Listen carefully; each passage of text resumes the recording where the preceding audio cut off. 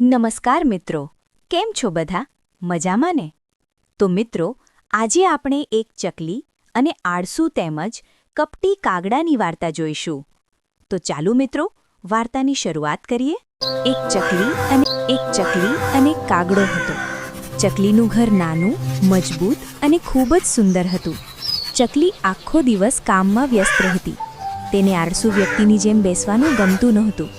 બીજી બાજુ કાગડાનું ઘર છાણનું બનેલું હતું. ઘરમાં બધે કચરો હતો. કાગડો આખો દિવસ બકબક કરતો. આ તોફાની કાગડો કોઈને ગમતો નહોતો. એક દિવસ શું થયું? આકાશમાં મોટા કાળા વાદળો દેખાયા. જોરદાર પવન ફૂંકાયો. વરસાદ શરૂ થયો. વૃક્ષો ભીના થઈ ગયા. જમીનમાંથી પાણી વહેવા લાગ્યું. કાગડાનું ઘર છાણનું બનેલું હતું. તે પણ પાણીમાં ધોવાઈ ગયું. કાગડો બોલ્યો, હવે તેણે ક્યાં જવું જોઈએ? આ સમયે તેને યાદ આવ્યું કે ચકલીનું ઘર નજીકમાં હતું. કાગડો ચકલી પાસે આવ્યો, પણ ચકલીના ઘરનો દરવાજો બંધ હતો. કાગડાએ દરવાજે ટકટક વગાડ્યું અને કીધું, ચકલીબેન, દરવાજો ખોલો, દરવાજો ખોલો. ચકલીએ અંદરથી કહ્યું, રોકો, હું મારા બાળકને સુવડાવી રહી છું. કાગડાએ ફરીથી ઘંટડી વગાડી, ચકલીબેન, દરવાજો ખોલો. ચકલીએ અંદરથી કહ્યું, રોકો, હું મારા બાળકને સુવડાવી રહી છું.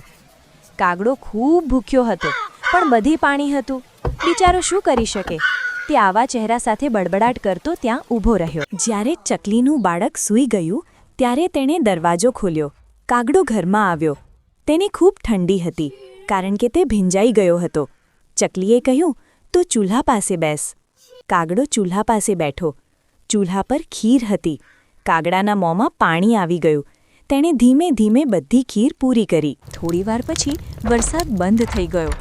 કાગડો માળાના પાછળનો દરવાજો ખોલીને બૂમ પાડતો ઉડી ગયો અને જઈને પોતાના માળામાં જઈને બેસી ગયો. આવો આળસુ અને કપટી કાગડો હતો.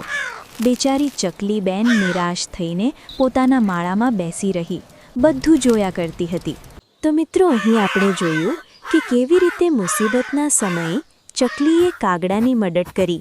પણ કાગડો તો કેવો કપટી હતો, જેને ચકલીનું જ નુકસાન કરી દીધું.